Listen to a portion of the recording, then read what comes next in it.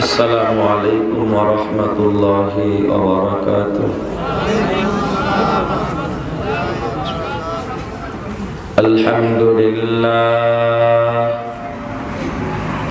الحمد لله نحمده ونستعينه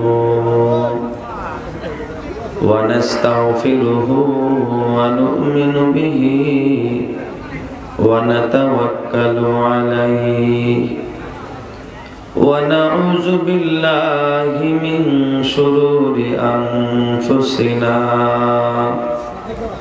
ومن سيئات أعمالنا من يهده الله فلا مضل له ومن يضلله فلا هادي له ونشهد أن لا إله إلا الله وحده لا شريك له ونشهد أن سيدنا وسندنا وحبيبنا وطبيبنا ومولانا محمدا عبده ورسوله أما بعد فأعوذ بالله من الشيطان الرجيم بسم الله الرحمن الرحيم وأيوب إذ نادى ربه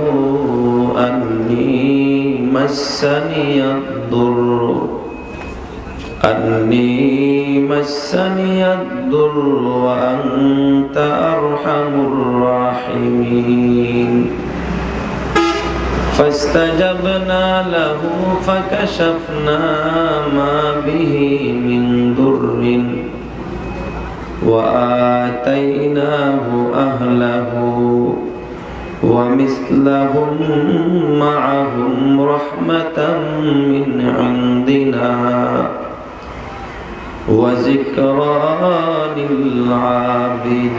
للعابدين آمنت بالله صدق الله مولانا العظيم وقال صاحب القبر رسول الله صلى الله عليه وسلم أنا أول من ينشق عنه القبر يوم القيامة وصدق رسوله النبي الكريم ونحن على ذلك لمن الشاهدين والشاكرين والحمد لله رب العالمين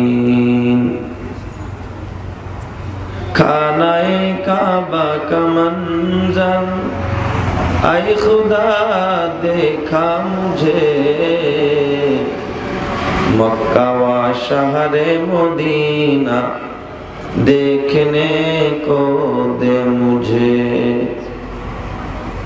वो मकामात मुबारक की जियारत हो नसीब जिसमें रहमत बेशुमारा देखने को दे मुझे ऐ खुदा सैराब कर दे आब ज़मज़म से मुझे इस्तिलाम हजर अस्वद से मुशर्रत कर मुझे गुंबुदे खदरा दिखा दो रोज़े अतहर मुझे दरमियाने कब्र मिंबर गिरगिराने दे मुझे मोहब्बतेर साथे दुरूद शरीफ पाठ करी अल्लाहुम्मा सल्लि अला मुहम्मदिन व अला आलि मुहम्मद كما صليت على إبراهيم وعلى آل إبراهيم إنك حميد مجيد اللهم بارك على محمد وعلى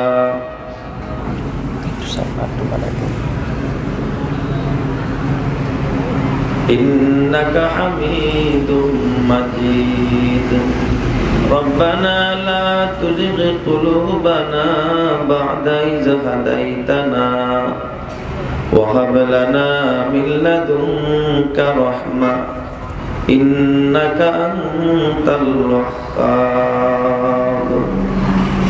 الحمد لله ঐতিহ্যবাহী ঢাকায় শাহপুর বাস স্ট্যান্ড জামে মসজিদের উদ্যোগে বার্ষিক ঐতিহাসিক ওয়াজ ও দোয়ার মাহফিলের শ্রদ্ধেয় সভাপতি হযরত মাওলানা মোহাম্মদ লিয়াকত আলী সাহেব,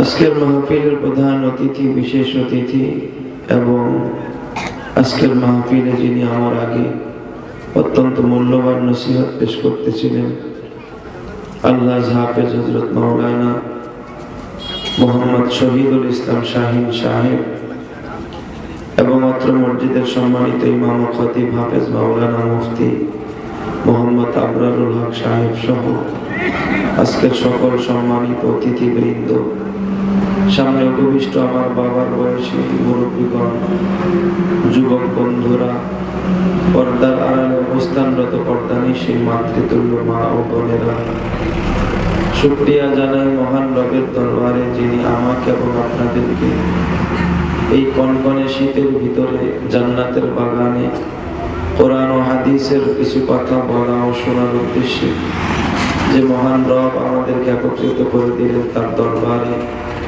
জবান ছেড়ে ভক্তি ভরে সমস্বরে মোহাব্বতের সুরে কালিমাতুশ শুকর আদায় করে বলি আলহামদুলিল্লাহ।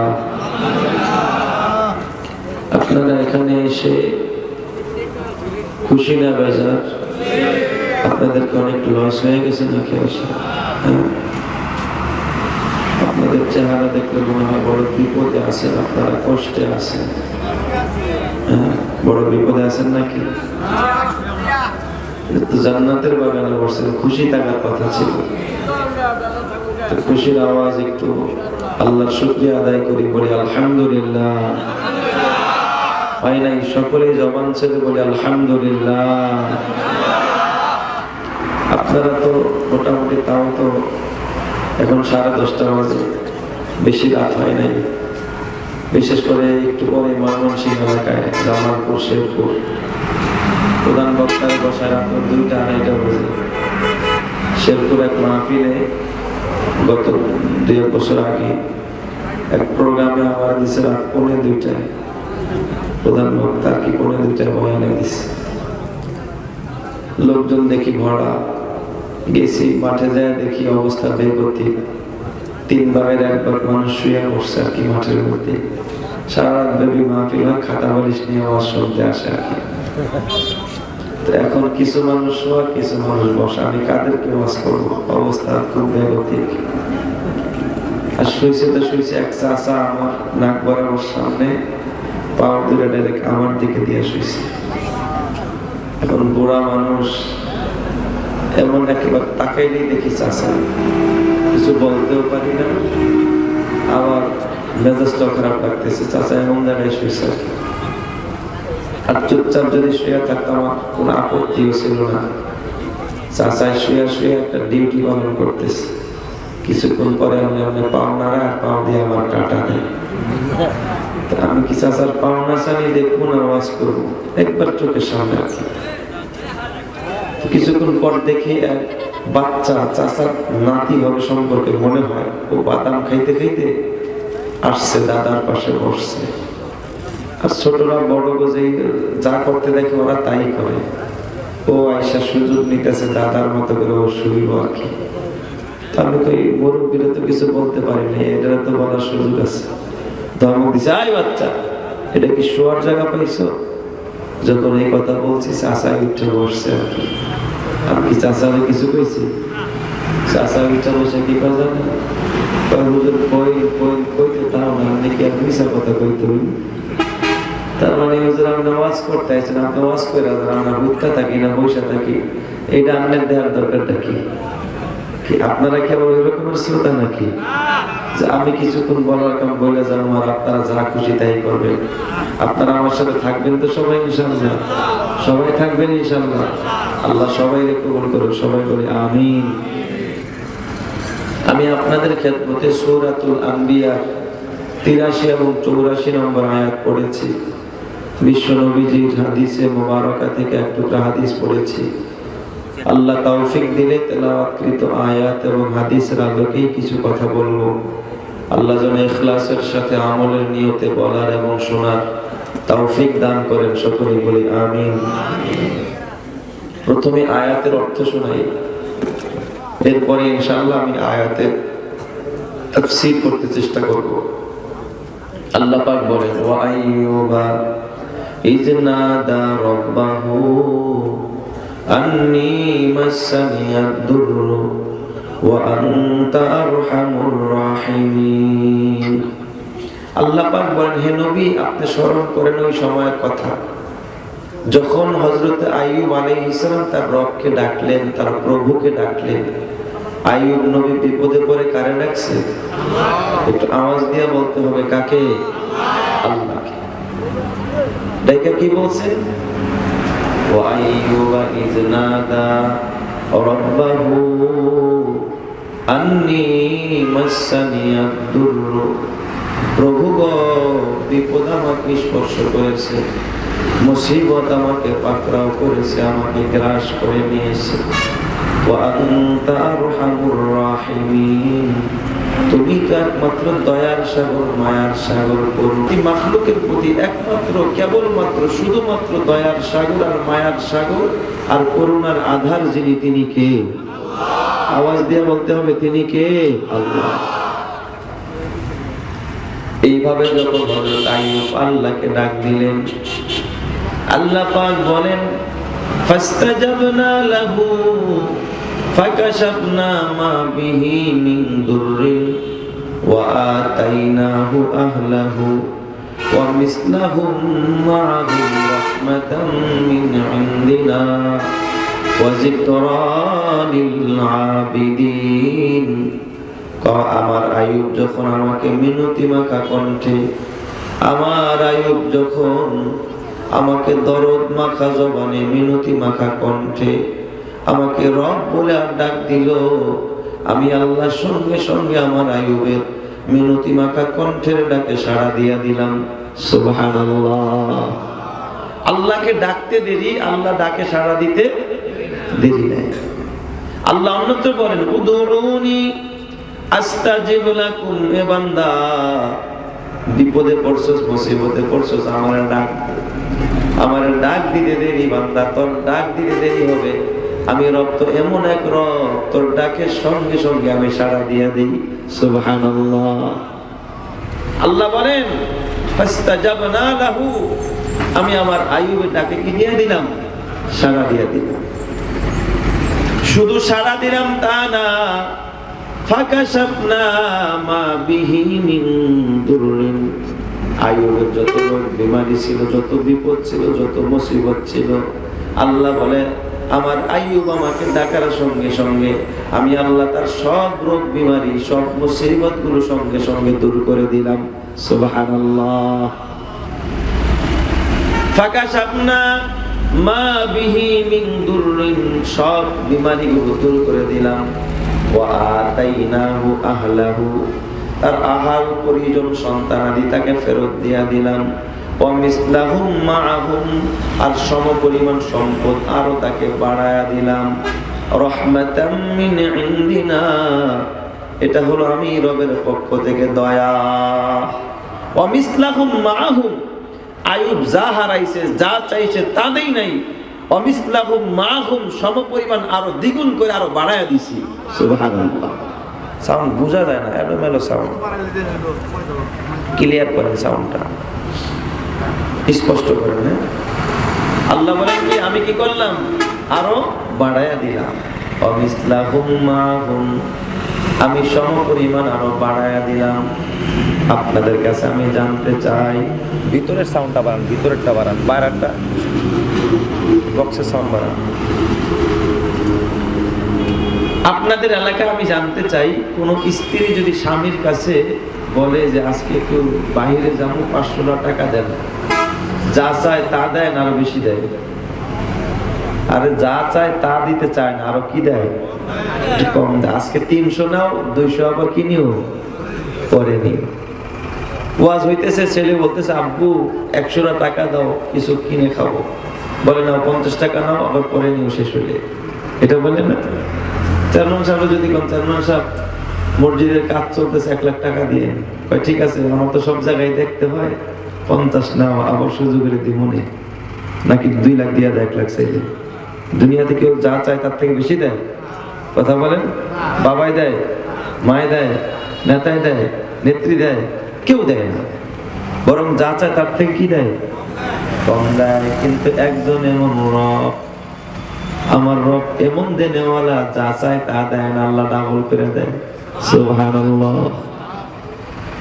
আল্লাহ কয় আমার আয়ুব যা চাইছে আমি তা দেই নাই। ওয়ামিসলাহুম মাহুম, আমি আল্লাহ সমপরিমাণ সম্পদ তার আরো বাড়ায়া দিলাম। কেন দিছি জানোনি? রহমাতাম মিন ইনদিনা, এটা হলো আমি রবের দয়া, আমি রবের সারপ্রাইজ, আমি রবের পক্ষ থেকে এটা হলো অনুদান, এটা হলো অনুগ্রহ। ওয়াজিকরা লিল আবিদিন, এবং এর ভিতরে, এই ঘটনার ভিতরে, এই আয়াতের ভিতরে ইবাদত গুজার বান্দা বান্দির জন্য উপদেশ রয়েছে, ওয়াজ রয়েছে, নসিহত রয়েছে, গ্রহণ করার মতো উপকরণ আছে। জোরে কোন সুবহানাল্লাহ। এই আয়াত দুইটা বলে আল্লাহ লাস্টে একটা বিজ্ঞাপন দিলেন, ওয়াজিকরা লিল আবিদিন। এ বান্দা, এই আয়াত দুইটার ভিতরে, এই আয়াতের ভিতরে যে মর্মবাণী আছে, এর ভিতরে ওয়াজিকরা, জিকরুন মানে উপদেশ, জিকরুন মানে ওয়াজ, জিকরুন মানে গ্রহণ করার মতো উপকরণ। ওয়াজিকরা লিল আবিদিন, যারা ইবাদত গুজার বান্দার বান্দি, যারা আমি রবের গোলামি করে আমার ইবাদত করে, তাদের জন্য আমি গ্রহণ করার মতো আমি আল্লাহ কিছু উপদেশ রেখেছি। যেরকম সুবহানাল্লাহ। তো আমাদের এই আয়াত দ্বয়কে বিশ্লেষণ করে এটাই বোঝার কথা যে আল্লাহ কি উপদেশ রাখলেন আয়াত দ্বয়ের ভিতরে।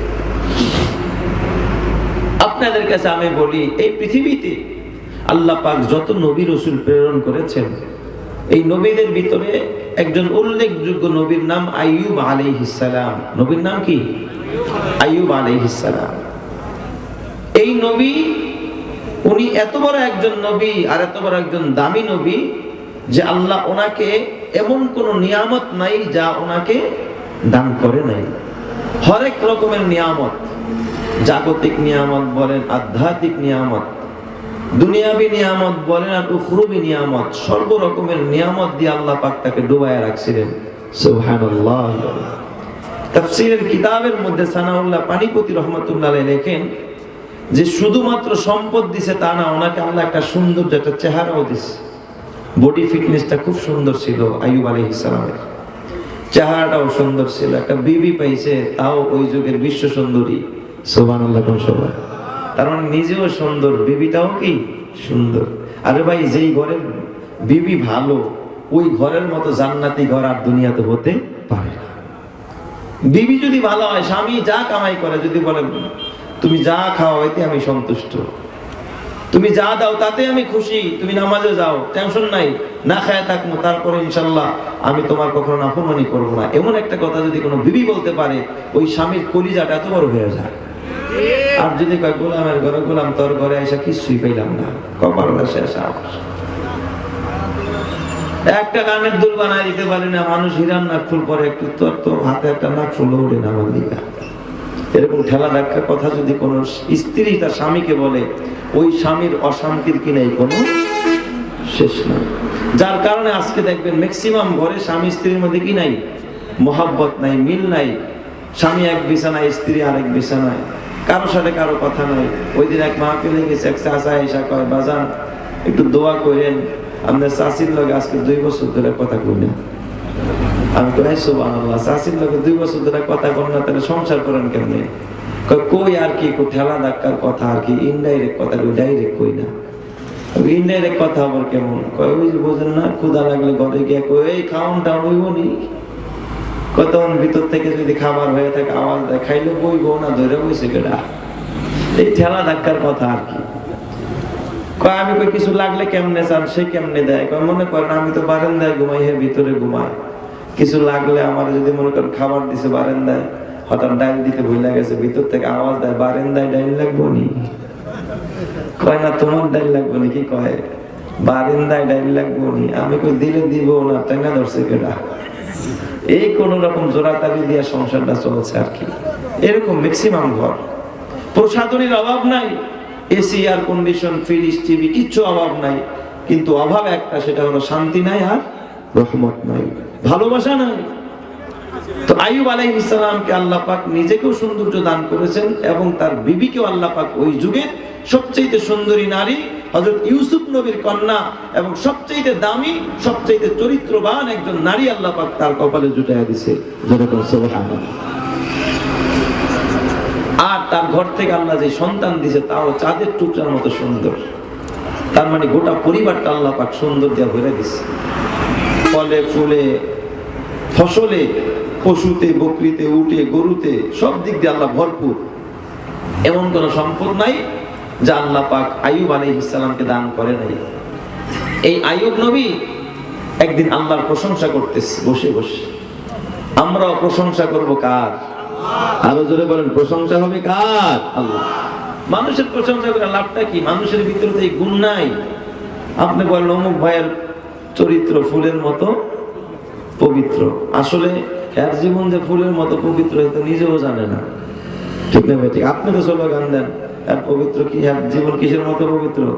ফুলের মতো। আর পয়গম্বরদের জীবনে শুধু ফুলের মতো পবিত্র, অন্য কোন মানুষ আমার জীবনটাও ফুলের মতো পবিত্র না, ঠিক না ভাই? ঠিক জোরে না। এক বেচারা গরু নিয়ে হাটে গেছে, আপনাদের কি কষ্ট হইতেছে নাকি? আগের যুগে গরু ব্যস্ত মানুষ 3 উদ্দেশ্যে, কিন্তু 3 উদ্দেশ্যে। কেউ হাল বাইতে নিত, গরু দিয়ে একটা সময় হাল বাইতো না? আবার কেউ গরু কিন্তু দুধ খাইতে, গাভী। আবার কেউ গরু কিন্তু তাকে মোটা তাজা করে বিক্রি করে লাভবান হইতে। এখন গেছে গরু কিনতে যায়, দেখে এক চাচাই গরু নিয়ে আসছে হাটে। কয় চাচা আপনার গরুর দাম কত? কয় বাজান গরু কিনবেন ভালো কথা, কিন্তু আমার গরুর 3টা দোষ আছে। চাচাই খুব ভালো মানুষ আর কি, গোবর কইয়া দেয়। কি দোষ? আমার গরুকে যদি কেউ হালে জোড়ায়, এই যে শবন সয় শুইলে আর বান্দারে উঠান যায় না, তো যে হাল বাইতে গরু নিবো হে কি কিনবো? এটা তো শুয়া পরে, এটা নেওয়া যাবে না। আর একটা কি দোষ? দোষ হইলো আমার গরুর যদি কেউ দহন করতে যায়, যে আমি দহন করতে গিয়ে আমার হাত ভাঙছে, এমন লাথি মারে একবার উষ্টাই হালাই দেয় দেবে। এখন যে দুধ খাইতে নিবো হেও কেনে না, দুধ এটা লাগতে হয়, এটা নিব না। আর কি দোষ? আর একটা দোষ হইলো আমার গরু এটার সামনে ঘাস দিলে ঘাস পয়সা থাকে, তারপর মুখে দিয়ে দেখে। তাহলে যেই বেচারায় গরু নিব স্বাস্থ্যবান করে বিক্রি করতে, লাভবান হইতে, সে নিব, সব কাস্টমার ফেরত চলে যায়, কেউ কিনে না। এখন হাতে ছিল এক গরুর দালাল। এই দালালে চিন্তা করলো চাচাই তো গরু বেচতে পারবো না, কাছে গিয়ে ভাই চাচা মিয়া আপনি যা করেন এমনি গরু নিব না কেউ, আমার কাছে দেন, আমি গরু বিক্রি করে দিই। দালাল ছিলেন তো, এই যে হাফ পাতা জামা, তারপরে পকেটে তো বড় বড় দেখবেন ছাতাও একটা বগলের নিচে।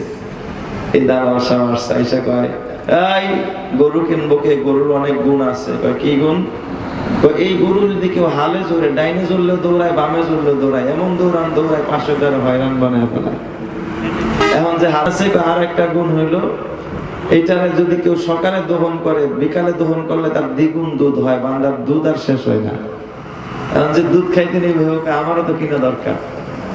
আর কি গুণ আছে? আর একটা গুণ হইলো এটার কাঁচা ঘাস দেন আর শুকনা ঘাস দেন, এমন খাওয়া খায় একেবারে মাটি শুদ্ধা 4টা খায় ফেলা। এখন যে মোটা তাজা করতে হবে, এই গরুতে নেওয়া দরকার যেটা ঘাস বেশি খায়। এখন কাস্টমার চতুর্দিক দিয়ে ভিড় খেয়ে বসছে। হঠাৎ করে গরুর মালিক কয়, বাজার আমি গরু বেচবো না। আমরা গরু বেচতাম না। আমি কইছি এখন গরু বেচবেন না। কেন বেচবেন না? কয় বাবা আমার গরুর যে এত গুণ এটা তো আমিও জানি না। তো আমার গরুর যদি এতই গুণ হয় তাহলে তো এই গরু আমার বেচা দরকার। তো ফুলের মতো পবিত্র যদি হয়, যদি হেই জানতো তাহলে এত কিছু দরকার আছে নাকি? ঘরে বসে থাকলেই তো হয়, কি কোন ঠিক না বেটি? এই জন্য আমরা প্রশংসা করবো কার? আরো জোরে বলতে হবে, প্রশংসা হবে কার? আল্লাহ। কোন মানুষের প্রশংসা নয়। আমার বাবা আইয়ুব আলাইহিস সালাম প্রশংসা করলেন কার? প্রশংসার বাণী শিখায়া দিছেন কে? আলহামদুলিল্লাহি রাব্বিল আলামিন। সমস্ত প্রশংসা বিশ্বজাহানের প্রতিপালকের। প্রশংসা কার? বিশ্বজাহানের প্রতিপালকের। তাফসীর ইবনে কাসিরের ভিতরে আল্লামা ইবনে কাসির রাহমাতুল্লাহ আলাইহি তিনি লেখেন, এক আল্লাহর বান্দা আল্লাহ পাকের প্রশংসা করবে রাত্রি বেলায় তাহাজ্জুদের নামাজ পড়িয়া, চিন্তা করতেছে রব্বুল আলামিন তোমার প্রশংসা করতে চাই, কিন্তু তুমি তো এত বড়, তুমি তো এত মহান, তুমি তো এত সুন্দর। আল্লাহ তোমার শান অনুযায়ী, মান অনুযায়ী প্রশংসা করার মতো যোগ্যতা আমার নাই। আমি কোন ভাষায় প্রশংসা করলে তোমার শান মতো হবে, তোমার মান মতো হবে, ওই ভাষা আমার জানা নাই। আল্লাহ তুমি আমার এমন কিছু বাক্য শিখায়া দাও, যেই বাক্য দিয়া তোমার প্রশংসা করলে তোমার শান মতো হবে, তোমার মান মতো হবে। বান্দা যখন চেষ্টা করতেছে, মুজাহাদা করতেছে, আমার আল্লাহ ওই বান্দার জবানে এমন কিছু কালিমা ঢাইলা দিলেন, বান্দা হঠাৎ করে জবান দিয়া বলতেছে, ইয়া রব্বি লাকাল হামদু কামা ইয়ামবাগি লিজালালি ওয়াজহিকা ওয়া আযীমি সুলতানিক। ইয়া রব্বি লাকাল হামদু কামা ইয়ামবাগি লিজালালি ওয়াজহিকা ওয়া আযীমি সুলতানিক। বান্দা এই প্রশংসা করতেছে। আপনারা জানেন প্রত্যেকটা মানুষের ডান কাঁধে একজন ফেরেশতা, বাম কাঁধে আরেকজন ফেরেশতা আছে না নাই? ডান কাঁধের ফেরেশতা নেকি লেখে, আর বাম কাঁধের ফেরেশতা গুনাহ লেখে। ডান কাঁধের ফেরেশতা চিন্তা করে দেখলো আল্লাহর বান্দা সে তো প্রশংসা করেছে, এখন তার আমলনামায় নেকি লেখা দরকার। আল্লাহর ডাক দেয়া কর, রব্বুল আলামিন তোমার বান্দা প্রশংসা করেছে আল্লাহ, ও মালিক এখন তো নেকি লেখা দরকার, কিন্তু রব্বুল আলামিন কয় নেকি লিখব? কেউ যদি জবান দিয়ে একবার সুবহানাল্লাহ বলে কয় নেকি লিখতে হয় এটা আমার জানা, কেউ যদি একবার আলহামদুলিল্লাহ বলে কয় নেকি লিখতে হয় এটাও আমার জানা, কেউ যদি একবার সুবহানাল্লাহ বলে কয় নেকি লিখতে হয় এটাও আমার জানা।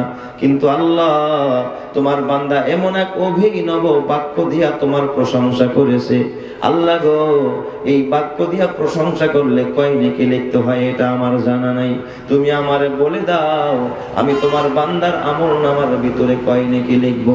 জোরে কোন সুবহানাল্লাহ।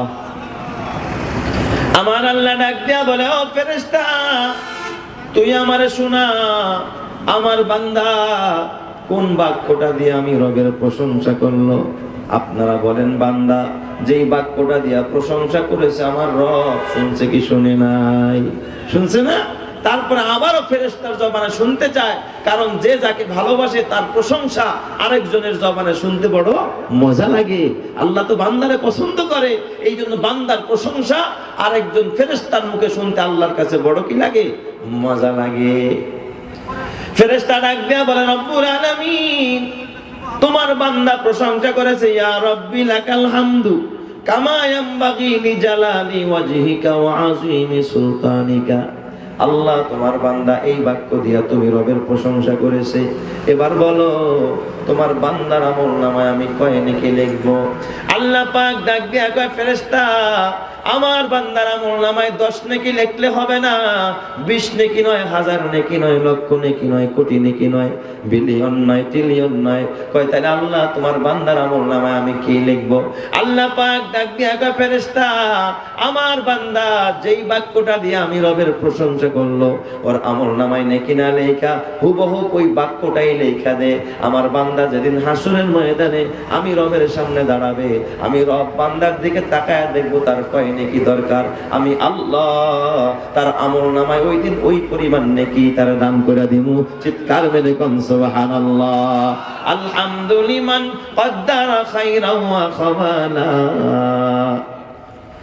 আলহামদুলিমান কদ্দারা খাইরাও ওয়া খাওয়ালা, والشكر لمن صور حسنا وجمالا، لا زد ولا ند ولا حد لمولى، الآن كما كان ولم يلق زوالا، لا قبل ولا بعد ولا وقت زمانا، لا حاجب ولا مانع لله تعالى، لا تشرك في الله ولا رب سواه، لا والد ولا ولد ولا أم لا خالا، فرد صمد عن صفة الخلق بريء، رب أزلي خلق الخلق كمالا।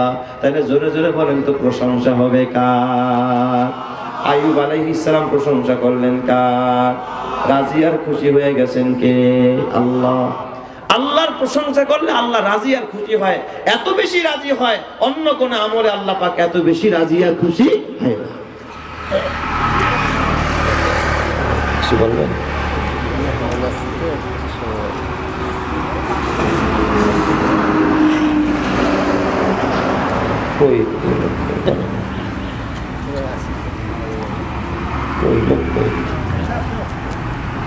তো মাইক ধরবেন তো। লা ইলাহা ইল্লাল্লাহু মুহাম্মাদুর রাসূলুল্লাহ সাল্লাল্লাহু আলাইহি ওয়াসাল্লাম। তাহলে প্রশংসা করলে রাজি আর খুশি হয় কে? আল্লাহ। হযরত আইয়ুব আলাইহিস সালাম প্রশংসা করলেন কার? রাজি আর খুশি হয়ে গেলেন কে? আল্লাহ। কিন্তু বেজার হইছে একজন, সে কে? এই জোরে কোন বেজার হইছে কে? শয়তান। শয়তান চেনেন তো আপনারা? এই জীবনে শয়তান দেখছেন নি কেউ? এখানে আছেন এমন কেউ শয়তান দেখছেন? কে দেখছেন? হাত তুলেন। ওই যে দেখছে একজন, মাশাআল্লাহ। আর কেউ আছেন শয়তান দেখছেন? হ্যাঁ, বাকিরা দেখেন। আমি একটু পরিচয় দিই শয়তানের। শয়তানের একটা পরিচয় দিই, দেখেন এই সূরায় আয়াত শুনছেন নি কেউ? আল্লাযী ইউওয়াসউইসু ফি সুদুরিন নাস মিনাল জিন্নাতি ওয়ান নাস। শয়তান বলা হয় যে মানুষের অন্তরে ওয়াসওয়াসা দেয়, গুনাহ করতে উদ্বুদ্ধ করে, অন্যায়ের প্রতি অবিচারের প্রতি যে ডাকে আহ্বান করে, সেই কি? শয়তান। এই শয়তান আবার দুই প্রকার, আল্লাহ বলে মিনাল জিন্নাতি ওয়ান নাস। এক প্রকার শয়তান দেখা যায় না, যেটা হলো জিন শয়তান। আরেক প্রকার শয়তান দেখা যায়, এটা হলো মানুষ শয়তান। জিন ও শয়তান, মানুষও কি? এই ভাগটা আমি করলাম না, কে করেছে? আল্লাহ। মিনাল জিন্নাতি ওয়ান নাস, জিন মানে জিন আর নাস মানে কি? মানুষ। আচ্ছা, তো শয়তানের পরিচয় আল্লাহ দিলেন যে অন্যায়ের প্রতি, গুনাহ করার প্রতি, অবিচারের প্রতি আহ্বান করে ডাকে, সেই কি? শয়তান। আচ্ছা, আপনারা বলেন সুদ খাওয়া সওয়াবের কাজ না গুনার কাজ? এই সুদ খাওয়ার প্রতি একদল ডাকনেওয়ালা আছে না নাই? কথা কয় না। সিনেমার হল বানানো, সিনেমা দেখা সওয়াবের কাজ না গুনার কাজ? এর প্রতি আহ্বানকারী একদল আছে না নাই? ঘুষ খাওয়া সওয়াবের কাজ না গুনার কাজ? এর প্রতি উদ্বুদ্ধকারী একদল আছে না নাই? বেপরদায় চলা সওয়াবের কাজ না গুনার কাজ? এর প্রতিও একদল উদ্বুদ্ধকারী আছে না নাই? তাইলে এবার বলেন, দুই চারটা শয়তান দেখছেন নি? হ্যাঁ, এখন সবাই দেখছে শয়তান। আল্লাহ তুমি শয়তানের হাত থেকে হেফাজত করো, জোরে কান আমিন। আরো জোরে কান আমিন। তাহলে আইয়ুব নবী প্রশংসা করলেন কার? খুশি হয়ে গেছেন কে? বেজার হয়েছে কে? শয়তান। শয়তান একটা দৌড় দিয়ে আকাশে গেলেন, আল্লাহকে ডাক দিয়ে বলেন, আল্লাহ ও আকাশের মালিক, তোমার আইয়ুব কেন তোমার প্রশংসা করে তুমি জানোনি? আল্লাহ কয়, তুই কেন করে? আপনারা বলেন আইয়ুব কেন প্রশংসা করে? আমার আল্লাহ জানে কি জানে না? এই জন্য কেন আল্লাহ জানে কি জানে না? কারণ একমাত্র অন্তর্যামী, অন্তরের খবর রাখেন যিনি, তিনি কে? ইয়ালামু খাইনাতাল আয়ুনি ওয়া মা তুখফিস সুদূর। বান্দার চোখের ইশারায় কি আছে, অন্তরে কি লুকোচুরি খেলে, তাও জানেন কে? হযরত আইয়ুব আলাইহিস সালাম কেন প্রশংসা করে? আল্লাহর জানতে বাকি নাই। শয়তান কয় আল্লাহ কেন প্রশংসা করে তুমি জানো নি? আল্লাহ কয় তুই কেন করে? শয়তান ডাক দিয়া আল্লাহ আইয়ুবরে অনেক নিয়ামত দিছো, বউটাও সুন্দর দিছো, বাচ্চাগুলো সুন্দর, সম্পদ দিছো বেশি বেশি, যার কারণে তোমার প্রশংসা করে। এইগুলো যদি না দিতা তোমার আইয়ুব জীবনও তোমার প্রশংসা করতো না। জোরে কর নাউজুবিল্লাহ।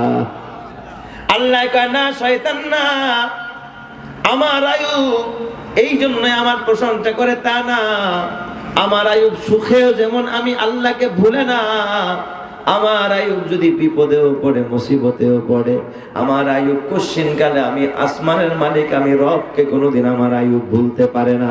চিৎকার মেরে কোন সুবহানাল্লাহ। আল্লাহওয়ালা যারা, পয়গম্বর যারা, তারা একটা মুহূর্তের জন্য আমার রব, আমার আল্লাহকে ভুলতে পারে না। ঠিক না বেঠিক? জোরে কর। আল্লাহ কয় না, সম্পদের কারণে তোমার প্রশংসা করে, এগুলো না দিলে জীবনে প্রশংসা করতো না। কয় তারে তুই কি চাস? শয়তান কয় আল্লাহ তাইলে আমার একটু অনুমতি দাও, আমি আইয়ুবের সম্পদগুলো ধ্বংস করে দেখি তোমার আইয়ুব তোমার প্রশংসা করে কিনা। আল্লাহ কয় যা, তোরে পাওয়ার দিয়া দিলাম, আমার আইয়ুবের সব সম্পদগুলো ধ্বংস করবি, কিন্তু জানা রাখিস, বুঝা রাখিস, শুনা রাখিস, আমার আইয়ুবকে একটা মুহূর্তের জন্য আমি রবের প্রশংসা থেকে সরাইতে পারবি না। যদি কোন সুবহানাল্লাহ। শয়তান আইসা বিশাল এক সমাবেশ ডাকছে, সব শয়তানদেরকে ডাকছে, এই শয়তানেরা, কার কি পাওয়ার আছে বল, আইয়ুবের সম্পদ ধ্বংস করতে হবে। একজনের লাভ দিয়া কয় বস আমার একটা পাওয়ার আছে। কি পাওয়ার? আমি আগুনের রূপ ধরতে পারি। কয় লাভটা কি? আমি আগুন হইয়া আইয়ুবের সব ফসলের ক্ষেতগুলো পুরাইয়া দিতে পারি। কয় তোরে আমার দরকার। আর কার কি পাওয়ার? আরেকটাই কয় আমার আরেকটা পাওয়ার আছে, আমি চিৎকার মারতে পারি। কয় লাভটা কি? কয় আমি যদি আইয়ুবের পশুর পাল, উটের পাল, বকরির পাল, গরুর পালের কাছে গিয়া একটা চিৎকার মারি, কলিজা ফাইটা সব পশুগুলো জায়গায় মারা যাবে। কয় তোরেও দরকার। আর কার কি পাওয়ার? আরেকটাই কয় আমি তুফানের বেশ ধরতে পারি, আমি তুফান হইয়া যদি আইয়ুবের ফুলের বাগান, ফলের বাগান দিয়া উড়া যাই, মুহূর্তের ভিতরে সব ভূপাতিত হয়ে জমিনে পড়ে যাবে। কয় তোকে সব দরকার, যা মুহূর্তের ভিতরে আইয়ুবের সব ধ্বংস করে দে। শয়তানের দলে না গিয়া আইয়ুব আলাইহিস সালামের ফসলের ক্ষেতগুলো পোড়ায়া দিল, পশুর পালগুলো চিৎকার দিয়ে মেরে ফেললো, ফুলের বাগান, ফলের বাগান বাতাস দিয়ে ভূপাতিত করে জমিনে মাচাঙে ফালায়া দিল। ওই দিক দিয়ে আইয়ুব আলাইহিস সালাম আল্লাহর ইবাদতের মধ্যে মগ্ন ছিলেন, প্রশংসার ভিতরে মগ্ন। শয়তান গিয়া আইয়ুবরে ডাক দিয়া, আইয়ুব খবর পাইছনি? কয় কি খবর? কয় শুনছনি তোমার ফুলের বাগান শেষ, ফলের বাগান শেষ, পশুর পাল শেষ, তোমার বকরির পাল শেষ। ও আইয়ুব তোমার সব শস্য ক্ষেত পুরা শেষ। হযরত আইয়ুব কয় ইন্না লিল্লাহি ওয়া ইন্না ইলাইহি রাজিউন। এই কথা বলে আইয়ুব আলহামদুলিল্লাহ। জোরে কোন সুবহানাল্লাহ। শয়তানকে আরে প্রশংসা ঠেকাইতে চাইলাম, আবারও দি প্রশংসা। সুবহানাল্লাহ কোন সবাই। শয়তান এই খবর দেওয়ার পরে আইয়ুব ডাক দিয়া কয় ও শয়তান দূর হয়ে যা, এই পশুর পালের মালিক আমি না, শস্য ক্ষেতের মালিক আমি না, এই উটের পাল, বকরির পাল আমি বানাই নাই, মালিক মালিকেরটা নিয়ে গেছে। আমার রাখাল বানায় রাখছে পাহারা দেওয়ার জন্য। আমার এতদিন টেনশন বেশি ছিল, এখন যারটা সে নিয়ে গেছে, আমার এখন টেনশন নাই। এখন আমি একক মাত্র, কেবলমাত্র, শুধুমাত্র আমার রবের গোলামি করব। চিৎকার মেরে কোন সুবহানাল্লাহ। আমার বাচ্চাগুলো একটা ঘরের মধ্যে খেলা করে, মাটির ঘর। শয়তান আইসা ওয়াল চাপা দিয়া ঘরটা মাথার উপরে ফালায়া বাচ্চাগুলোকে জায়গার ভিতরে শহীদ করে দেয়।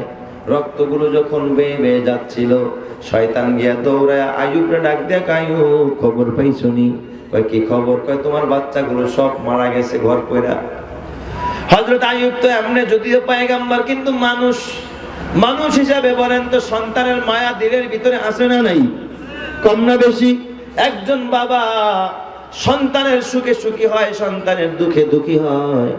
একজন পিতামাতা সন্তানের দুঃসংবাদ কোনোদিন বরদাস্ত করতে পারে না, কারণ একজন পিতামাতার কাছে সবচেয়ে প্রিয় আর পছন্দের হলো তার সন্তান। আইয়ুব নবী ডাক দিয়া কয় ইয়া আসাফা, হায় আফসোস, আমার যদি জন্ম না হইতো এমন একটা কঠিন দুঃসংবাদ আমাকে শুনতে হইতো না। শয়তান কয় এটাই তো আমি চাইছিলাম, আইয়ুব একটু তার বদনামি করুক, তার প্রতি রাগ হয়ে যাক, এটাই চাইছিলাম। শয়তান দৌড় মারছে বিচার দেওয়ার জন্য আল্লাহর কাছে। হযরত আইয়ুব নবী সঙ্গে সঙ্গে চিন্তায় পড়ে গেল, হ্যাঁ আমি আফসোস করলাম কেন, সন্তান তো আমার আল্লাহ দিছে। আইয়ুব নবী সঙ্গে সঙ্গে তওবা করে বসলেন। আইয়ুব নবীর তওবা আকাশে যায়, শয়তানও আকাশে যায়। বলেন তো কে আগে যাবে? তওবা। শয়তান যায় দেখ আইয়ুব নবীর তওবা আকাশে কবুল হয়ে গেছে। জোরে কোন সুবহানাল্লাহ। শয়তান এবার আল্লাহকে ডাক দেয়া কয়, রব্বুল আলামিন, ও মালিক, শেষবারের মতো আরেকটা পাওয়ার আমাকে দাও। কয় কি পাওয়ার? কয় আইয়ুবের সম্পদ ধ্বংস করা পারলাম না, সন্তান ধ্বংস করাও পারলাম না, আইয়ুবের দেহের ভিতর আমি একটু রোগ দিতে চাই, পোকা দিতে চাই, আমি পরীক্ষা করে দেখবো তোমার আইয়ুব তারপরে তোমার প্রশংসা করে কিনা। আল্লাহ পাক ডাক দেয়া কয়, হে শয়তান, যা পাওয়ার দিলাম আমার আইয়ুবের পা থেকে মাথা পর্যন্ত রোগ দিতে পারবি, কিরা দিতে পারবি, কিন্তু যাই না রাখ, আমার আইয়ুবের দুইটা অঙ্গে তুই রোগ দিতে পারবি না। একটা হলো আইয়ুবের জবান, আর একটা হলো আমার আইয়ুবের কলব। কারণ আমার আইয়ুবের জবানে থাকবে আমি রবের জিকির, আর তার কলবের মধ্যে থাকবে আমি রবের ফিকির। চিৎকার মেরে কোন সুবহানাল্লাহ। ইমানদারের দুই আলামত, জবানে জিকির আর কলবের ভিতরে ফিকির। আল্লাহর কোরআন বলে, আল্লাযীনা ইয়াযকুরুনাল্লাহা কিয়ামান ওয়া কুউদান ওয়া আলা জুনুবিহিম ওয়া ইয়াতাফাক্কারুনা ফি খালকিস সামাওয়াতি ওয়াল আরদ রব্বানা মা খালাকতা হাযা বাতিলা সুবহানাকা ফাকিনা আযাবান নার। খাঁটি ইমানদার হতে হলে জিকিরও লাগে, ফিকিরও লাগে। যারা দেখবেন ফিকির করে না, শুধু জিকির নিয়ে নাচানাচি করে, এদের দ্বারা হয় ভণ্ডামি। আর যারা দেখবেন জিকিরের দ্বারা কাছে ওনা খালি ফিকির আর ফিকির, এদের দ্বারা হয় শয়তানি। আর যারা জিকিরও করে ফিকিরও করে, ওরা হইল একমাত্র হক্কানি। কথা ঠিক না বেঠিক? একদল আছে দেখবেন জিকিরের নামে লাফালাফি, ডিজিটাল জিকির করে বসেন বৈশা যান, আছে না নেই? লাফায় লাফায় জিকির করে, মুর্শিদের নামের জিকির করে। কয় মুর্শিদের দরবার, ভক্তের কাবা ঘর, আছে না? মুর্শিদের নামে গান গায়, জিকির করে। কয় মুর্শিদের দরবার, ভক্তের কাবা ঘর, জান্নাতের হাওয়া সেথায় বইয়া যায়, বিশ্বাস ভক্তি করিলে মুক্তি, কে জানে কার ভাগ্যে হয়। নাউজুবিল্লাহ কোন সবাই। এরপরে কি কয় জানেন? কয় পীরে যখন তোমার দিকে চায়, তুমি তাও পীরের পায়, হাকিকত আছে সেই জায়গায়, তোমার কি দরকার জানায় আছে তার, তোমার কি দরকার জানায় আছে তার, ধৈর্য ধরো তার হুকুমের আশায়, বিশ্বাস ভক্তি করিলে মুক্তি, কে জানে কার ভাগ্যে হয়। জোরে কোন নাউজুবিল্লাহ। মুরিদের কি দরকার এটা বলে পীরে জানে। নাউজুবিল্লাহ করবেন না সবাই। একমাত্র অন্তরের খবর রাখেন কে? গায়েবের চাবির মালিক কে? আল্লাহ। আল্লাহর কোরআন বলে, কুল্লা ইয়ালামু মান ফিস সামাওয়াতি ওয়াল আরদিল গায়বা ইল্লাল্লাহ।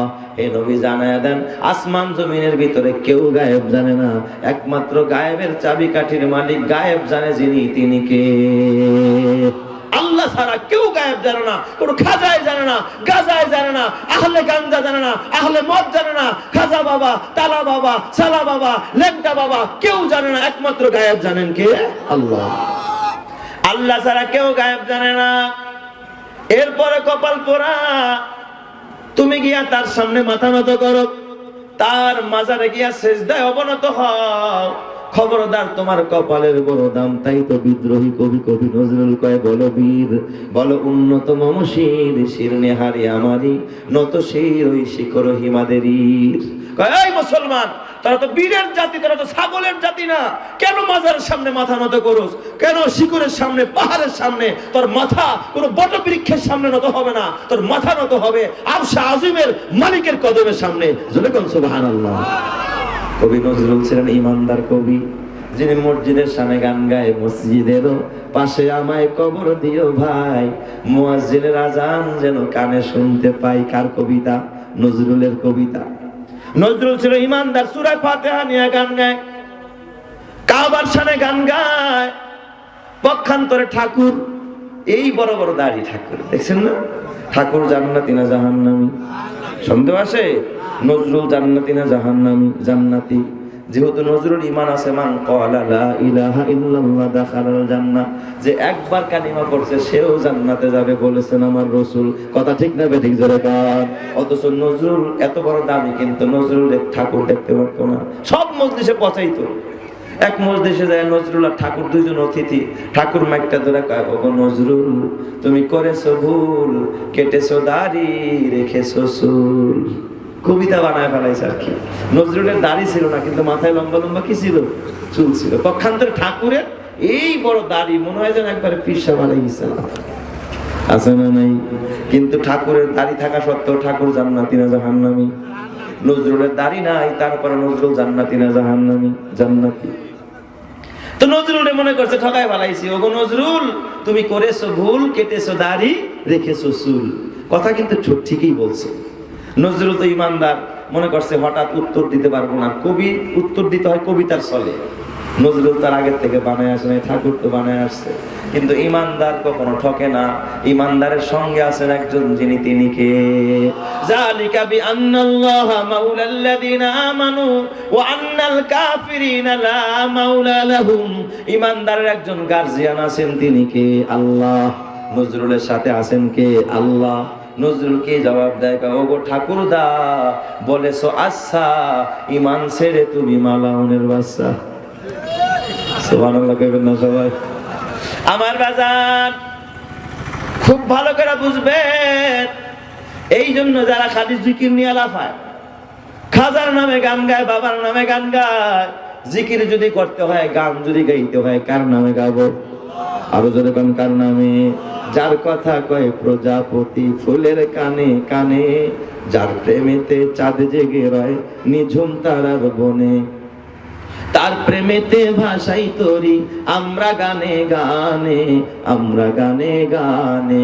আল্লাহু আল্লাহ বলো, আল্লাহু আল্লাহ, আল্লাহু আল্লাহ বলো, আল্লাহু আল্লাহ। ও যে পাতায় পাতায় সবুজ মেখে ফুলকে দিল ঘ্রাণ, মিনারে মিনারে উড়ে যার নামে রাজান, তার নামেরই করছি জিকির আমরা সবাই মিলে, আমরা সবাই মিলে। আল্লাহু আল্লাহ বলো, আল্লাহু আল্লাহ, আল্লাহু আল্লাহ বলো, আল্লাহু আল্লাহ। জোরে আল্লাহু আল্লাহ বলো, আল্লাহু আল্লাহ বলো, আল্লাহু আল্লাহ। ও যার নামেতে বইছে নদী ভাঙছে সাগর ঢেউ, যার নামেতে আশেক হয়ে পাগল হইল কেউ, যার নামেতে বইছে নদী ভাঙছে সাগর ঢেউ, যার নামেতে আশেক হয়ে পাগল হইল কেউ, তার নামেরই করছি জিকির আমরা সুরের তানে, আমরা সুরের তানে। আল্লাহু আল্লাহ বলো, আল্লাহু আল্লাহ, আল্লাহু আল্লাহ বলো, আল্লাহু আল্লাহ। যার কথা কয় প্রজাপতি ফুলের কানে কানে, যার প্রেমেতে চাঁদ জেগে রয় নিঝুম তারার বনে, তার প্রেমেতে ভাষাই তরি আমরা গানে গানে, আমরা গানে গানে। আল্লাহু আল্লাহ বলো, আল্লাহু আল্লাহ, আল্লাহু আল্লাহ বলো, আল্লাহু আল্লাহ। নারায়ে তাকবীর। তাহলে জিকির করবো আর যা কিছু করবো কার নামে? আল্লাহ পাক বলে, শয়তান দূর হয়ে যা। আইয়ুবের সব জায়গায় রোগ দিবি, কিন্তু দুই জায়গায় পারবি না। একটা হলো আইয়ুবের জবান, আর একটা হলো আমার আইয়ুবের কলব। কারণ আইয়ুবের জবানে থাকবে আমি রবের জিকির, আর কলবের ভিতরে থাকবে আমি রবের ফিকির। এই জন্য দেখবেন একদল যারা জিকির গায়, খালি জিকির করে, কোনো ফিকির নাই, এদের দ্বারা হয় ভণ্ডামি। আর যারা খালি মাত্র ফিকির করে, জিকিরের ধারে কাছেও নাই, এদের দ্বারা হয় শয়তানি। এরা কয় জিকির না জায়েজ, ইল্লাল্লাহ জিকির জায়েজ নাই, পীর মুরিদি হারাম, নিজের বড় শায়েক দাবি করে, এদের দ্বারা হয় শয়তানি। একদল দ্বারা হয় ভণ্ডামি, আরেক দল দ্বারা হয় শয়তানি। আর যারা জিকিরও করে ফিকিরও করে, ওরাই হলো হক্কানি। যাও উজানি যাও, জিকিরও পাইবা ফিকিরও পাইবা, চরমনাই যাও, জিকিরও পাইবা ফিকিরও পাইবা, বাহাদুর উপরে যাও, জিকিরও পাইবা, ফিকিরও পাইবা। আহলুল্লাহ আল্লাহ ওয়ালার কাছে যাও, মসজিদে যাও, মাদ্রাসায় যাও, আলেম ওলামার কাছে যাও, জিকিরও পাওয়া যায়, ফিকিরও পাওয়া যায়। এরাই হলো হক্কানি। কথা ঠিক না বেঠিক জোরে কোন। এই দিক দিয়া শয়তান আইসা আইয়ুব আলাইহিস সালাম গোসলখানার ভিতরে গোসল করতেছেন। শয়তান আইসা আইয়ুবের শরীরে মারছে এক ফু। পুরা শরীরের ভিতরে ফোড়া হয়ে গেছে, পছন্দ হয়ে গেছে। শয়তানের ফুটাও কত বড় বিষাক্ত ফু। শরীরের ভিতরে পোকা এইভাবে করে হাঁটতেছে, শরীর থেকে দুর্গন্ধ বের হয়। ঘরের সবাই নাকে কাপড় দিয়া কয়, আইয়ুব ঘরে থাকলে আর আমরা বসবাস করতে পারবো না, তুমি ঘর থেকে বের হয়ে যাও। আইয়ুব আলাইহিস সালাম ঘরের বাহিরে বারান্দায় অবস্থান। পাড়ার লোকেরা রাস্তা দিয়া যায়, ডাক দেয়া, আইয়ুব তুমি যদি এই মহামারী নিয়ে এলাকায় থাকো তাহলে পুরো এলাকা ছড়ায়া যাবে, দুর্গন্ধ ছড়ায়। আইয়ুব রে, তুমি রাস্তায় থাকতে পারবে না, জঙ্গলে চলে যাও। হযরত আইয়ুব তো পয়গম্বর, কাউকে কষ্ট দিতে পারে না। হযরত আইয়ুব নবী যখন ঘর থেকে বের হয়ে যায়, পিছন থেকে রহিমা, ইউসুফ আলাইহিস সালামের মেয়ে মা রহিমা, আইয়ুব নবীর বিবি, মা রহিমা ডাক দিয়া কয়, স্বামী আমার, ও স্বামী, সবাই আপনাকে ঘর থেকে বের করে দিতে পারে, কিন্তু আমি রহিমা আপনাকে রাইখা একটা মুহূর্তের জন্য আমি দূরে যাইতে পারি না। চিৎকার মেরে কোন সুবহানাল্লাহ। ও আমার পর্দার মা, মাগো, এই পৃথিবীর জমিনে স্বামীর খেদমত কইরা মা রহিমা যেই দৃষ্টান্ত কায়েম করছে, পৃথিবীর অন্য কোন নারীরা তার স্বামীর খেদমত কইরা এই দৃষ্টান্ত কোনোদিন কায়েম করতে পারবে না। একদিন আর 2 দিন নয়, মা রহিমা আইয়ুব আলাইহিস সালামকে 18 বছর পর্যন্ত রোগের ভিতরে সেবা করছে। চিৎকার মেরে কোন সুবহানাল্লাহ। এই যুগের মা নারীরা 18 দিনও করতো না, ঠিক না বেরিয়ে জোরে কান। আমার বাজান, আইয়ুব নবী জঙ্গলে ঝুপড়ি একটা বানায় দিয়া আইয়ুব রে বসাইয়া মা রহিমা খাবার আইনা আইনা কাজ করে করে, বুয়ার কাজ করে করে আইয়ুব নবীরে খাওয়া।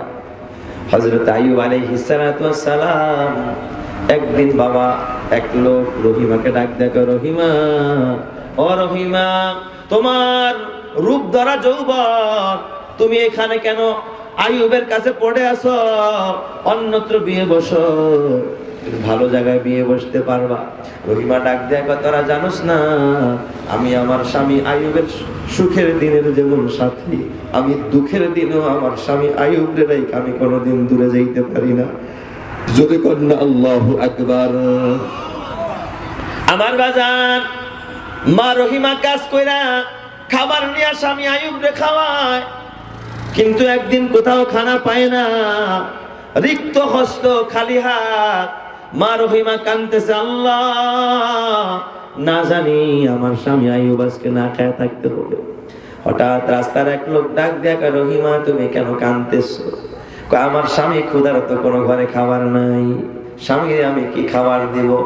ওই লোকটা ডাক দেয়া, রহিমা, তোমার স্বামী আইয়ুবরে আমি খাবার দিতে পারি, শর্ত আছে, তোমার মাথার চুলগুলো কাইটা, কেশগুলো কাইটা তুমি আমাকে দিতে পারো। রহিমা কয়, আমার এই সৌন্দর্যের দরকার নাই, আমার চুল কেন, আমার কলিজা কাইটা দিয়াও যদি আমার স্বামীর জন্য খাবার নিতে হয়, আমি রহিমা তাতেও রাজি আছি। জোরে কোন সুবহানাল্লাহ। মা রহিমা মাথার চুলগুলো কাইটা দিয়া খাবার নিয়ে স্বামী আইয়ুবের সামনে হাজির। আইয়ুব আলাইহিস সালাম খাবার দেখে মাথার দিকে তাকায় কয়, বিবি আমার, ও বিবি, মাথার চুলগুলো কোথায়? রহিমা কাঁদতেছে আর কয়, স্বামী আমার, আজকে খাবার জুটে নাই, চুল বিক্রি করে তারপরে খাবার আনছে। হযরত আইয়ুবের চোখ দিয়ে অমনি বিষণ্ণতার পানি গড়ায় পড়তেছে। হযরত আইয়ুব আল্লাহকে ডাক দিয়া, আল্লাহ, ও মালিক, সম্পদ নিয়ে গেছো আফসোস লাগে নাই, সন্তান নিয়ে গেছো তাতেও কষ্ট লাগে নাই, কিন্তু একজন বিবি 18টি বছর পর্যন্ত আমার জন্য এইভাবে কাঁদতেছে, কষ্ট করতেছে। আল্লাহ গো, আমার বিবি মাথার চুলগুলো কাইটা আমি আইয়ুবের জন্য খাবার আনলো। আল্লাহ, এই দৃশ্য আমি আইয়ুব কোনোদিন বরদাস্ত করতে পারি না। চিৎকার মেরে কোন সুবহানাল্লাহ। শয়তান দেখতেছে আমি আইয়ুবের সাথে পারি না। শয়তান আবারও সব শয়তানকে নিয়ে আবারও বৈঠকে বসছে। শয়তান এবার জিজ্ঞাসা করে, কি রে, আমি তো আইয়ুবের সাথে পারি না, কি কৌশল করলে আইয়ুবের সাথে পারবো? এক বুইরা শয়তান এটা ডাক দিয়া কয়, ও বস, আপনি কি পুরান কৌশলটা ভুলে গেছেন নাকি? পুরান কৌশল আবার কি? আপনি আদম রে কেমনে ধোকা দিছিলেন?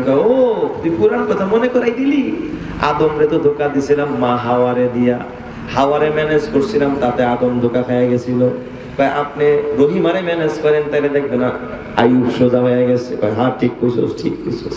এই জন্য ভণ্ডপীর যারা আছে দেখবেন সেখানে মহিলাদেরকে আগে নেয়, মাদেরকে হাত করে, পুরো ঘরটাকে হাত করে। এই জন্য যেই সমস্ত দরবারে, যেই সমস্ত পীরের দরবারে মহিলারা যায়, মনে করবে এটা কোনো পীরের দরবার নয়, এটা ভণ্ডদের আড্ডাখানা, শয়তানের আড্ডাখানা। কথা ঠিক না বেঠিক? জোরে কার। কারণ ওই দরবারের মধ্যে কি কয় জানেন?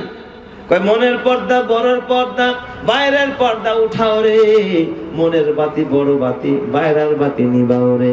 যারা বাইরের বাতি নিবাইয়া মনের বাইরের পর্দা উড়াইয়া দেয়, এগো মতো লুচ্চা আর বদমাইশ আসমান জমিনে আর কেউ হতে পারে না। কথা ঠিক কিনা? এই জন্য যেই দরবারে মহিলা যায় বুঝতে হবে এটা ভণ্ডদের আড্ডাখানা। ঠিক না বেঠিক? জোরে কোন। আমার বাজান, শয়তান এবার কৌশল চেঞ্জ করলো। আইয়ুব রে ধোকা না, এবার ধোকা দিবে কারে? মা রহিমা রে। মা রহিমা যেই রাস্তা দিয়া খাবার আনতে যায়, শয়তান শালু কাপড় লাগায়া ওই রাস্তার ভিতরে বৈশা বৈশা লাল ডাইগারটা বসায় আছে। মা রহিমা রাস্তা দিয়া যায়। মা রহিমা ওরে বাপরে বাবা, বড় পিসা বুঝি, দেখতেও দেখা যায় মনে হয় যেন বড় পিসা, আসলে পীর না শয়তান। আরো যখন পীর না শয়তান, এটা তো একটা আস্তা ইবলিস।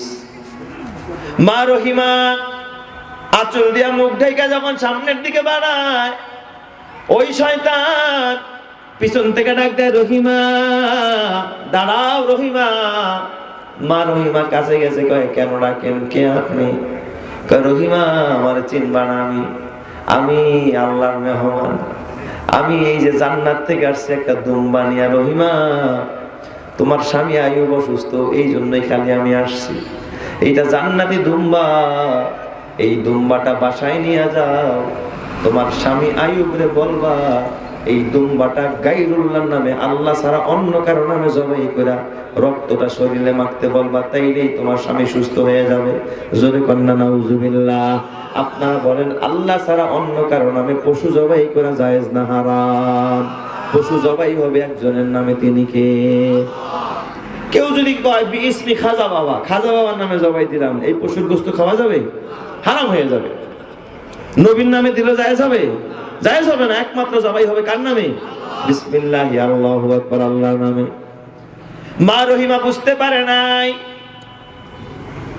দুম্বাটার সাথে নিয়া মা রহিমা জঙ্গলে, আইয়ুব আলাইহিস সালাম তাকায়া দেখে রহিমা মুস্কি মুস্কি হাসে। আইয়ুব ডাক দিয়া কয়, বিবি আমার এত খুশি কেন? কয় স্বামী গো, সুসংবাদ, পিসা বুজরে দুম্বা দিয়ে দিছে, জান্নাতি দুম্বা। এইটা জবাই করতে কইছে, গায়রুল্লাহ নামে রক্তটা দেহে মাখতে বলছে, তাইলে আপনি সুস্থ হয়ে যাবেন।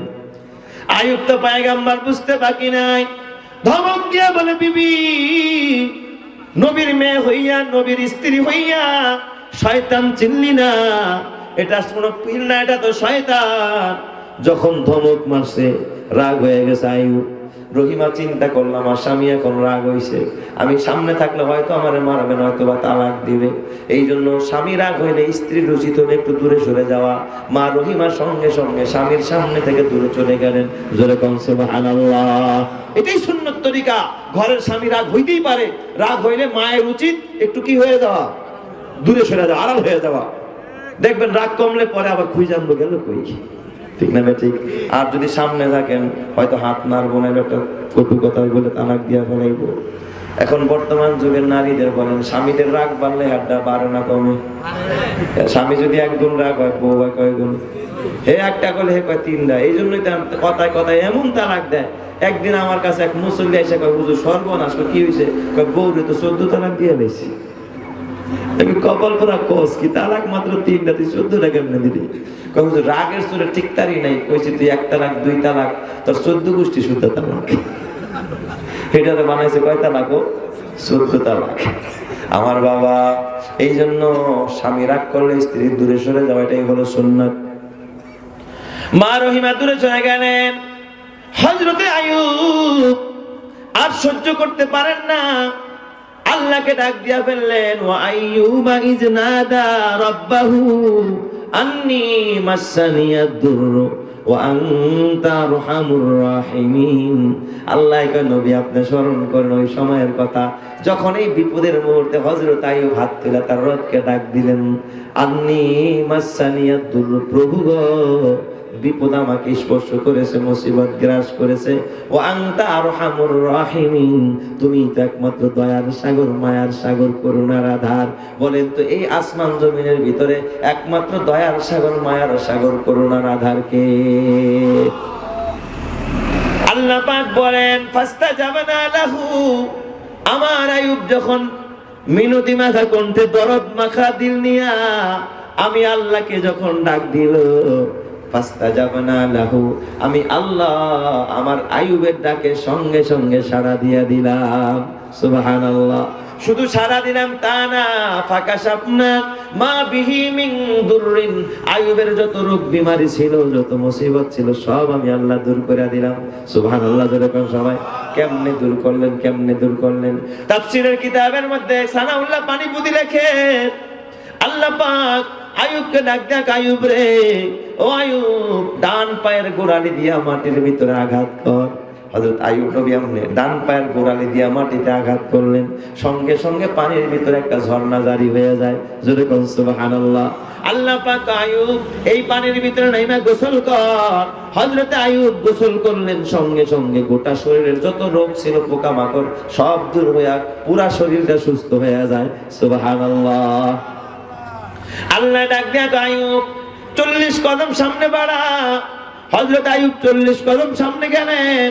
আল্লাহ আইয়ুব রে বাম পায়ের গোড়ালি দিয়ে আরেকটা আঘাত কর। হযরত আইয়ুব মাটির ভিতরে আরেকটা আঘাত করলেন, আরেকটা পানির ঝর্ণা হয়ে গেল। আল্লাহ কয়, এখান থেকে 1 গ্লাস পানি উঠায় আইয়ুব তুমি পান করো। আইয়ুব নবী 1 গ্লাস পানি যখন পান করে, সঙ্গে সঙ্গে ভিতরে যত দুর্গন্ধ ছিল, যত দুর্বলতা ছিল, সব দূর করে আল্লাহ পাক আইয়ুব নবীকে 22 বছরের যুবক বানায়া দিয়েছে। চিৎকার করে কোন সুবহানাল্লাহ। ওই দিক দিয়ে আমার রহিমা চিন্তায় পড়ে গেল, হায় হায় অসুস্থ স্বামীটার রাগ উঠায়া দিয়া চলে আসলাম, না জানি আমার স্বামীর কি হালাত। মা রহিমা আবার জঙ্গলের দিকে দৌড়ায়, যা দেখে যে এই জায়গায় স্বামী বসা ছিল, চতুর্দিকে পোকা হাঁটতেছে, দুর্গন্ধ ছড়াইতেছে, কিন্তু স্বামী জায়গায় নাই।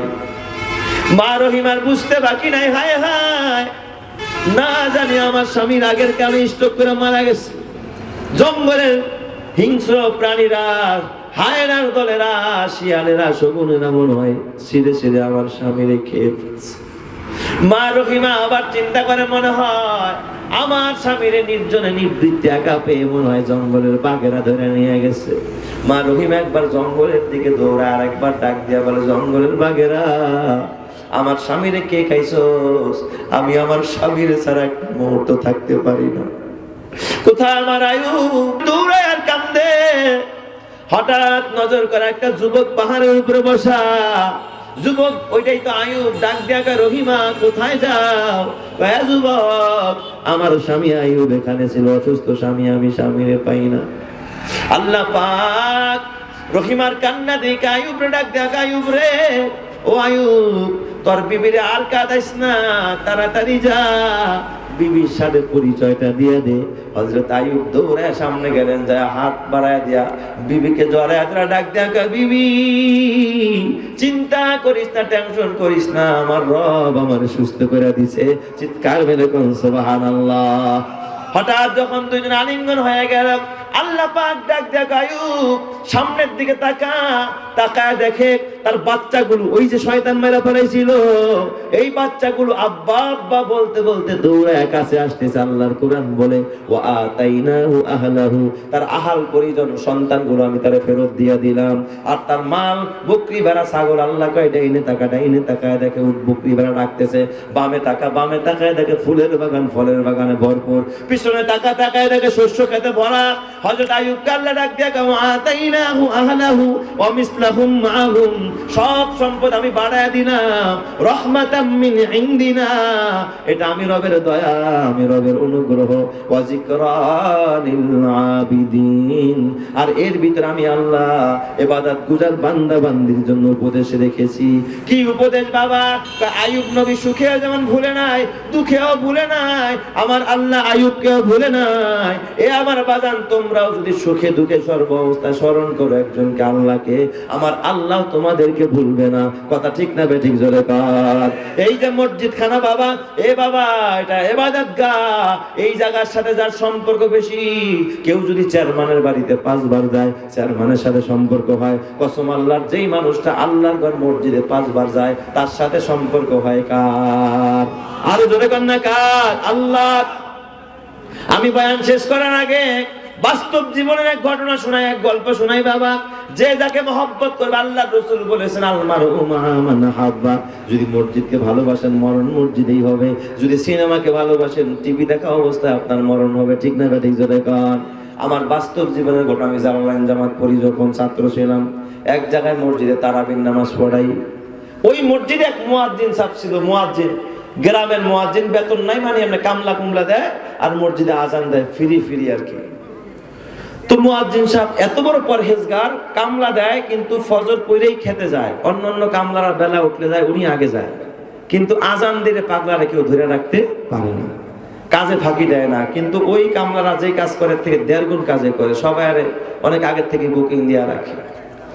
এত বড় একজন পরহেজগার মানুষ কষ্ট মষ্ট করে কামলা কিষান দিয়া কিছু জায়গা বিক্রি কইরা একটা পোলারে তখন দুবাই পাঠাইছে। আমি তখন ওই এলাকায় আর কি, তার দাদা করে ডাকতাম, চুলদারি সবই সাদা, বুড়া মানুষ। তো ছেলে একটা দুবাই থাকে, কোন রকম কষ্ট ক্লাস করে জমি বিক্রি করে পাঠাইছে। তো ছেলে তার জন্য একটা রুমাল পাঠাইছে, আমার জন্য একটা রুমাল দিস। তো এই রুমালটা আমিও ব্যবহার করি, সেও ব্যবহার করে। রমজান মাস তখন 11 রমজান সম্ভবত। এই 11 রমজানে আমরা সাহারি খায়া আমিও ঘুমাইছি, সেও ঘুমাইছে আর কি। সে হয়তো তাহাজ্জুদ মিস দেন একদিনও, তো সে ঘুমাইছে আমিও ঘুমাইছি। এদিক দিয়া সে তাহাজ্জুদ পড়ে, কিন্তু কোনো সময় তাহাজ্জুদ মিস নাই। একদিন আমি উঠতে দেরি হয়ে গেছে, দেখি আয়েশা আল্লাহর বান্দায় ডাকতেছে। সব সময় তার আমল এতটা ভালো, কখনো সে পিছনে থাকে না। কিন্তু 27শে রমজান, যে লাইলাতুল কদর, এই রাতে তো সারা রাত মানুষ জাগ্রত থাকে, উনিও জাগ্রত, আমরাও জাগ্রত, সারা রাত ইবাদত করেছি। 28শে রমজান সাহারি খাইতে উঠতে আমার মনে নাই, আজান দিতে ডাক দিতে মনে নাই, সবাই এসে পেরেশান, হুজুর ডাকেন না। তো আমি উঠছি, কিছুক্ষণ পরে দেখি ওই দাদি, মানে 27 রমজান কদরের পরের রাত আর কি, ওই দাদার স্ত্রী মানে দাদি, সে একটা হারিকেন জ্বালায়া, আমি যেই ঘরে থাকি ঘরের দরজার সামনে এসে আওয়াজ দিতেছে, মিয়া সাহেব ঘরে আসেন, মিয়া সাহেব। গ্রামের মানুষ সাধারণত হুজুরদেরকে কি করে ডাকে? মিয়া সাহেব ঘরে আসেন। তখন আমি ছাত্র মানুষ, আমি কই দাদি কি হয়েছে? কয় আমরা দাদায় তোর বাসায় যায় নাই, সাহারি খাইব না আজকে। আমি ঘড়ির দিকে তাকাই, দেখি আজানের টাইম হয়ে গেছে। কোন কি? আমিও তো খাই নাই। কয় তাহলে কি মনে হয় তাহাজ্জুদ পড়তেছে, ভুলে গেছে গা, থাক সাহারি না খাইলেও নামাজ হবে। কয় কোথায় দেখি একটু, সেও হাঁটতে হাঁটতে মসজিদে গেছে। আমি তাড়াতাড়ি করে উজু বানাইয়া আজান দিতে মসজিদে গেছি, সাহারি খাওয়ার সময় শেষ। তো যাইয়া আমি যে দেখি উনিও আলো নিয়ে গেছে, তখন কারেন্ট ছিল না ওই এলাকায়, হারিকেন বাতি কুপি জ্বালানো, মোমবাতি জ্বালানো হইতো। দেখি আল্লাহর বান্দা সেজদায় পড়ে আছে মসজিদের এক কোনায়। তো আমি ভাবছি উনি তেমনি মাঝে মাঝে লম্বা লম্বা সেজদা দিত আর কি, এমনি সেজদার মধ্যে 2-3 মিনিট 5 মিনিট কাটাইয়া দিত। তো ভাবছি সেজদা দিয়া মজা পাইছে, মনে হয় আর মাথা উঠায় না। আজানের টাইম চিন্তা করলাম, আজান দিলে হয়তো ঘুম ভাঙবে, মাথা এমনি উঠাবে, আর ঢাকার দরকার নেই। আজান দিছি, কিন্তু পাগলায় মাথা উঠায় না। আজান শেষ, মানুষেরা কানা ঘোষা করে, 2-1 খারাপ মানুষও তো আছে, আবার কয় ব্যাগ ধরছে নি, আবার এমনও কয় অনেকে। কিন্তু বেচারায় কোনো শরীর নাড়াচাড়া নাই, সেজদায় পড়ে আছে। আমার বাজার কথাগুলো বলতে গেলে কলিজাটা ভেঙে চৌচির হয়ে যায়। চিন্তা করলাম সুন্নত পড়ি হয়তো বা এর মধ্যে তার ঘুম ভাঙবে, কিন্তু আল্লাহ তো চিরনিদ্রা শোয়া রাখছে, ঘুম তো আর ভাঙে না। জামাতের টাইম হয়ে গেল, উঠে না। একজন জোরে জোরে ডাকে, এই ওঠো, নামাজের টাইম। কিন্তু আমি চিন্তা করলাম কি হালাত, পিঠের মধ্যে হাত দিয়া যখন নাড়াচাড়া দিছি অমনি ডান কাতে গড়ায় পড়ছে। তাকায় দেখি আল্লাহর বান্দার চোখ দুইটা বন্ধ হয়ে গেছে। এ আমার বাজার, এই মানুষটা তার মসজিদে মরণ হলো, তাও সেজদা অবস্থায়। ওই যে যেই কথা বলতেছিলাম, রুমাল পাঠাইছে ছেলে একটা, 11 রমজান আমি যখন সাহারি খায়া মসজিদে গেছি তাহাজ্জুদ পড়বো, যায় দেখি তখন মসজিদটা ফ্লোর পাকা করা ছিল।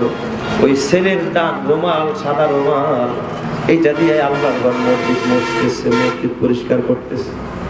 আমি ভিতরে ঢুকে গেলাম, দাদা এটা কি সুফিগিরি, আবার তুমি এই রুমালকে একটা সালা আনতে পারো না, তেনা দিয়া মুসুর, রুমাল দিয়া মুসুর। আমারে কি জবাব দিছে জানেন? হুজুর মিয়া সাহেব, আপনি বলেন আল্লাহর ঘরের দাম বেশি না আমার রুমালের দাম বেশি? তখন আমার দিনের ভিতরে হিট লাগছে, কত ভালোবাসা। আর এটার প্রমাণ আল্লাহ 28 রমজান আমারে দেখাইয়া দিচ্ছে নিজের চোখে, সেজদারত অবস্থায়। এ বাবা, ঘরের ভিতরে টেলিভিশন, ওখানে নাম ওইরা, মসজিদে যদি মরণ হয় কত দামি জায়গা। এ আমার বাবা, ওই বাবার জীবন কত ধন্য, যেই বাবার মরণটা খোদার ঘর মসজিদে হয়। এ বাবা, হসপিটালে নাম ওইরা, মসজিদে যেন মরণ হয়। ডাক্তারের সামনে নাম ওইরা, ঘরের ভিতরে দাপড়ায় দাপড়ায় নাম ওইরা, মসজিদে যদি মরণ হয় কত দামি মরণ। এই মরণ হবে তখনই যদি ভালোবাসা হয় মসজিদের সাথে। এই জন্য মসজিদকে ভালোবাসতে হবে, 5 ওয়াক্ত নামাজ পড়তে হবে। আমার বাবা, আমি এখনই দোয়া করব, তবে মসজিদের ভালোবাসা আমি একটু প্রমাণ চাই। 5 জন মানুষ চাই যারা 1000 টাকা করে 50,000 টাকা এই মসজিদে দিবেন নগদ। আমি বন্ধু বানায় নিব, হাতে মুসাফা করব, হাসরের ময়দানে আলেমের বন্ধু হইয়া ওলির পিতা হইয়া জান্নাতে যাবেন। কারা কারা দেখি আসেন। 1000 টাকা বেশি চাই নাই, কিন্তু আসেন আসেন, হাত মিলান, হাত মিলায় যান, আলেমের বন্ধু হয়ে যান। মাশাআল্লাহ। কি নাম বাজান?